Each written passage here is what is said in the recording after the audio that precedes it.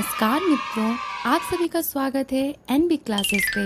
अगर आप इस चैनल पे नए हैं तो चैनल को लाइक, कमेंट, शेयर, सब्सक्राइब करना मत भूलिएगा। आज हम सुनेंगे पंचतंत्र की कहानी जादुई पतीला। सालों पहले पीतल नगर में किशन नाम का एक किसान रहता था। वह गांव के एक जमींदार के खेत पर काम करके किसी तरह अपना घर चला रहा था। पहले किशन के भी खेत थे, लेकिन उसके पिता के बीमार होने के कारण उसे अपने सारे खेत बेचने पड़े। मजदूरी में मिलने वाले पैसों से पिता का इलाज कराना और घर का खर्च चलाना मुश्किल हो रहा था। वो हर दिन सोचता कि कैसे घर की स्थिति को बेहतर किया जाए। आज भी इसी सोच के साथ किशन सुबह सुबह जमींदार के खेत पर काम करने के लिए निकला। खुदाई करते समय उसकी कुदाल किसी धातु से टकराई और तेज आवाज आई। किशन के मन में आया कि आखिर ऐसा क्या है यहाँ। उसने तुरंत उस हिस्से को खोदा तो वहाँ से एक बड़ा सा पतीला निकला। पतीला देखकर किशन दुखी हो गया।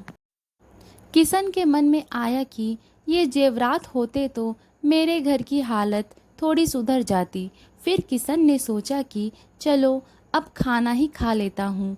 किशन ने खाना खाने के लिए अपने हाथ की कुदाल उस पतीले में फेंक दी और हाथ मुंह धोकर खाना खाने लगा। खाना खत्म करने के बाद किशन अपनी कुदाल उठाने के लिए उस पतीले के पास पहुंचा। वहां पहुंचते ही किशन हैरान हो गया।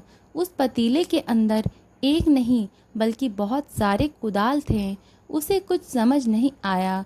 तभी उसने अपने पास रखी एक टोकरी को भी उस पतीले में फेंक दिया। वो एक टोकरी भी पतीले के अंदर जाते ही बहुत सारी हो गई। ये सब देखकर किशन खुश हो गया और उस जादुई पतीले को अपने साथ घर लेकर चला आया। वो हर दिन उस बर्तन में अपने कुछ औजार डालता और जब वो ज़्यादा हो जाते तब उन्हें बाज़ार जाकर बेच आता। ऐसा करते करते किशन के घर की हालत सुधरने लगी। उसने इस तरह से बहुत पैसा कमाया और अपने पिता का इलाज भी करवा लिया। एक दिन किशन ने कुछ गहने खरीदे और उन्हें भी पतीले में डाल दिया। वो गहने भी बहुत सारे बन गए। इस तरह धीरे धीरे किशन अमीर होने लगा और उसने जमींदार के यहाँ मजदूरी करना भी छोड़ दिया। किशन को अमीर होते देख जमींदार मोहन को किशन पर शक हुआ।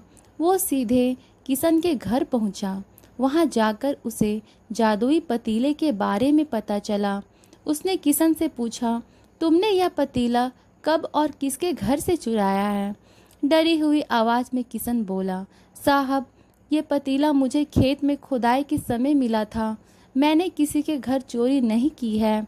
खेत में खुदाई की बात सुनते ही जमींदार ने कहा, यह पतीला जब मेरे खेत से मिला तो यह मेरा हुआ। किशन ने जादुई पतीला ना लेकर जाने की बहुत मिन्नतें की, लेकिन जमींदार मोहन ने उसकी एक नहीं सुनी। वो ज़बरदस्ती अपने साथ वो जादुई पतीला लेकर चला गया। जमींदार ने भी किशन की ही तरह उसमें सामान डालकर उन्हें बढ़ाना शुरू किया। एक दिन जमींदार ने अपने घर में मौजूद सारे गहने एक एक करके उस पतीले में डाल दिए और रातों रात बहुत अमीर हो गया। एकदम से जमींदार के अमीर होने की खबर पीतल नगर के राजा तक पहुंच गई। पता लगाने पर राजा को भी जादुई पतीले की जानकारी मिली। फिर क्या था, राजा ने तुरंत अपने लोगों को भेजकर जमींदार के यहाँ से वो पतीला राजमहल मंगवा लिया। राजमहल में उस जादुई पतीले के पहुँचते ही राजा ने अपने आसपास मौजूद सामान को उसमें डालना शुरू किया। सामान को बढ़ता देखकर राजा दंग रह गया। होते होते आखिर में राजा खुद उस पतीले के अंदर चला गया। देखते ही देखते उस पतीले से बहुत सारे राजा निकल आए। पतीले से निकला हर राजा बोलता, मैं पीतल नगर का असली राजा हूँ। तुम्हें तो इस जादुई पतीले ने बनाया है। ऐसा होते होते सारे राजा आपस में लड़ने लगे और लड़कर मर गए। लड़ाई के दौरान वो जादुई पतीला भी टूट गया। जादुई पतीले के कारण राजमहल में हुई इस भयानक लड़ाई के बारे में नगर में सबको पता चल गया।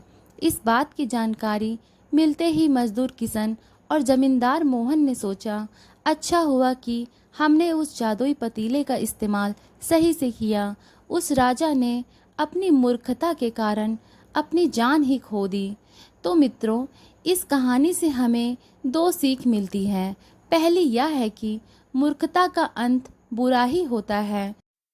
दूसरी सीख यह है कि हमें हर सामान का इस्तेमाल संभल कर करना चाहिए, अति हानिकारक भी हो सकती है।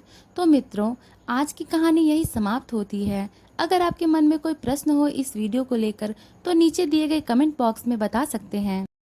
ऐसी और भी रोमांचक कहानियाँ सुनने के लिए सब्सक्राइब करें और बेल आइकन दबाना ना भूलें। तब तक अच्छे रहें, स्वस्थ रहें। धन्यवाद।